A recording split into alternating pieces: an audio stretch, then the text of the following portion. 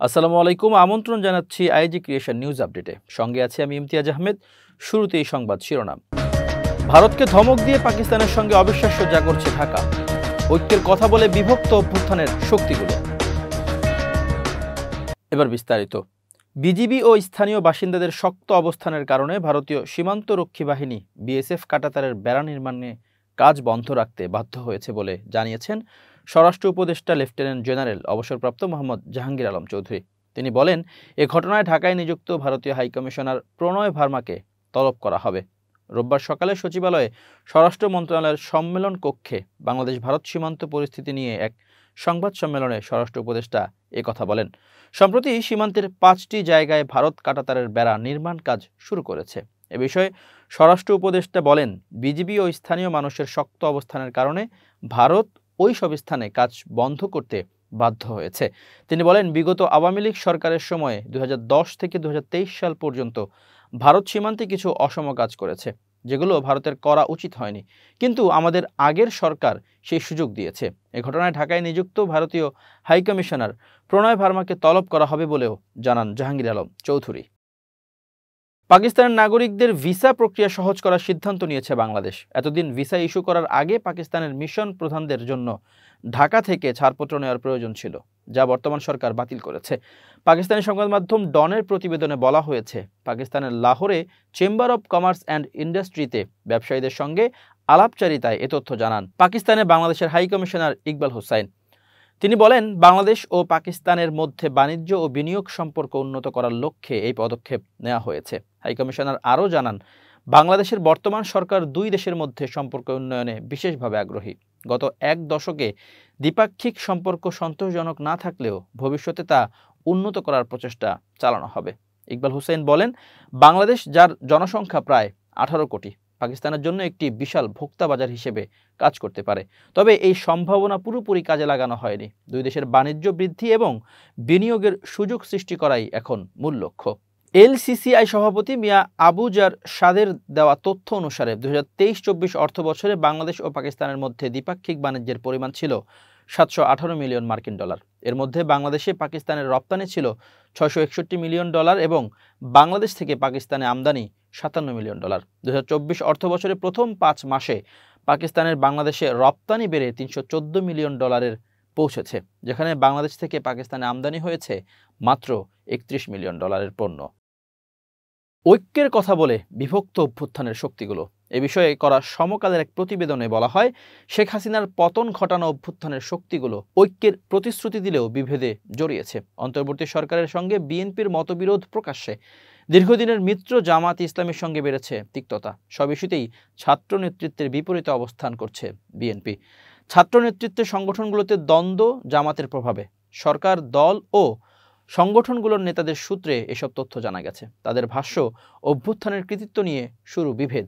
নির্বাচন ও সংস্কার প্রশ্নে তা বিভক্তিতে রূপ নেয়।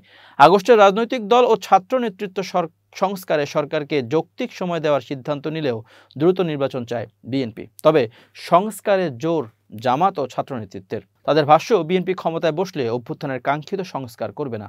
সরকার চলতি বছরের শেষ থেকে আগামী বছরের প্রথমার্ধকে নির্বাচনের সম্ভাব্য সময় ঘোষণা করেছে। এতে সন্দিহান বিএনপি ছাত্র নেতৃত্বের দল গঠনের উদ্যোগকে সরকারি সমর্থনের ফল এবং তাদের ক্ষমতার বাইরে রাখার চেষ্টা হিসেবে দেখছে।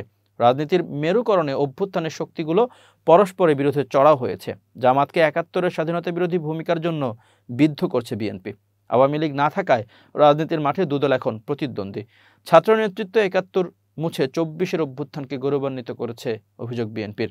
জামাত ও ছাত্র নেতৃত্ব বিএনপিকে আওয়ামী লীগের সঙ্গে তুলনা করে চাঁদাবাজি, দখলদারিত্বের দায় দিচ্ছে। সামাজিক যোগাযোগ মাধ্যমে প্রচার ছাড়াও সংঘর্ষে জড়িয়েছে। বরিশালে বিজয় মিছিলে হামলার জন্য বিএনপিকে দায়ী করেছে নাগরিক কমিটি। চট্টগ্রাম, গাইবান্ধা সহ বিভিন্ন এলাকায় বিএনপি জামাতের মধ্যে সংঘর্ষ হয়েছে। গত 4 ডিসেম্বর প্রধান উপদেষ্টা ডক্টর মোহাম্মদ ইউনূসের সঙ্গে রাজনৈতিক দলের নেতাদের বৈঠকে জাতীয় ঐক্য প্রতিষ্ঠার সিদ্ধান্ত হয়। ঐক্যবদ্ধ কর্মসূচি পালনের কথা হলেও দেখা যায়নি। পারস্পরিক অবিশ্বাসের কথা বলেছেন খোদ বিএনপির মহাসচিব মির্জা ফখরুল ইসলাম আলমগীর। গত বৃহস্পতিবার তিনি বলেন, হাসিনার পালানোর পর থেকে আমরা কেন জানি নিজেদের পুরো বিশ্বাস ফিরিয়ে আনতে পারছি না, ঐক্যর জায়গায় থাকতে পারছি না। এখন একটা অসুস্থ প্রতিযোগিতা শুরু হয়েছে ক্ষমতায় টিকে থাকার জন্য। গত শনিবারও বিএনপি মহাসচিব বলেন, দুর্ভাগ্যজনকভাবে আমাদের দেশেরই কিছু মানুষ ঐক্যে ফাটল ধরানোর চেষ্টা করছে।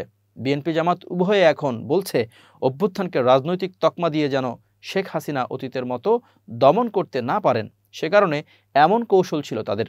কার্যত অভ্যুত্থানের কৃতিত্ব এখন সবাই দাবি করছে। বিএনপির ভাষ্য, তাদের নেতাকর্মী সবচেয়ে বেশি জীবন দিয়েছেন। আন্দোলন চলাকালে নিষিদ্ধ হওয়া জামাত শিবির সংখ্যা বলেনি, তবে ছাত্র শিবিরের ভাষ্য অভ্যুত্থানে এগিয়েছে তাদের পরিকল্পনায়। বৈষম্য বিরোধী ছাত্র আন্দোলন শিবিরকে সহযোদ্ধা বললেও ছাত্রদলের সঙ্গে ক্যাম্পাসগুলোতে বিরোধে জড়াচ্ছে। ছাত্র নেতৃত্ব বিএনপির 15.5 বছরের ব্যর্থতাকে তুলে ধরে অভ্যুত্থানকে নিজেদের দাবি করছে। ছাত্র নেতৃত্বের সঙ্গে বিএনপির বিরোধ প্রকাশ্য হয় রাষ্ট্রপতির অপসারণ প্রশ্নে। অক্টোবরে বৈষম্য বিরোধী ছাত্র আন্দোলন ও জাতীয় নাগরিক কমিটি শেখ হাসিনার মনোনীত মোহাম্মদ শাহাবুদ্দিনকে অপসারণের আলটিমেটাম দেয়। অন্যান্য দল শর্ত সাপেক্ষে সমর্থন দিলেও সাংবিধানিক সংকটের কারণ দেখিয়ে বিরোধিতা করে বিএনপি। সরকারও শেষ পর্যন্ত পিছিয়ে আসে। এরপর বিএনপি ও ছাত্র নেতৃত্বকে আর এক টেবিলে দেখা যায়নি। ছাত্র নেতৃত্ব সংবিধান বাতিল এবং দ্বিতীয় প্রজাতন্ত্র তথা জুলাই বিপ্লবের ঘোষণাপত্র দেওয়ার দাবি তুলেছিল। 31 ডিসেম্বর শহীদ মিনার থেকে ঘোষণাপত্র পাঠের কথা জানানো হয়, কিন্তু সংবিধান বদলের বিরোধী বিএনপির বাধায় তা হয়নি। 30 ডিসেম্বর সরকার জানায় তারাই দেবে ঘোষণাপত্র। অনেকের কথা স্বীকার করে নাগরিক কমিটির মুখপাত্র সামান্তা শারমিন বলেন, অভ্যুত্থানের অর্জন কুক্ষিগত করার প্রবণতা রয়েছে। ছাত্ররা প্রথমে তা ধরতে পারেনি। দূরদর্শিতারও অভাব রয়েছে। যা হয়েছে তাতে আমরা দুঃখিত, মর্মাহত। শহীদদের সংখ্যা বলে কেউ কৃতিত্ব নিলেও শহীদদের দায় কিন্তু বৈষম্য বিরোধী ছাত্র আন্দোলনের। তাই শহীদদের স্বপ্ন পূরণের বাধ্যবাধকতা ছাত্র নেতৃত্বের রয়েছে। প্রিয় দর্শক, শেষ করছে আইজি ক্রিয়েশন নিউজ আপডেট। আজ এ পর্যন্তই। ভিন্ন খবর নিয়ে দেখা হবে আগামীকাল। নিজেকে আপডেট রাখতে সাবস্ক্রাইব করুন চ্যানেলটি। নিয়মিত লাইক, কমেন্ট ও শেয়ার করে ছড়িয়ে দিন সর্বত্র। সুস্থ থাকুন, নিরাপদে থাকুন। শুভেচ্ছা অগণন।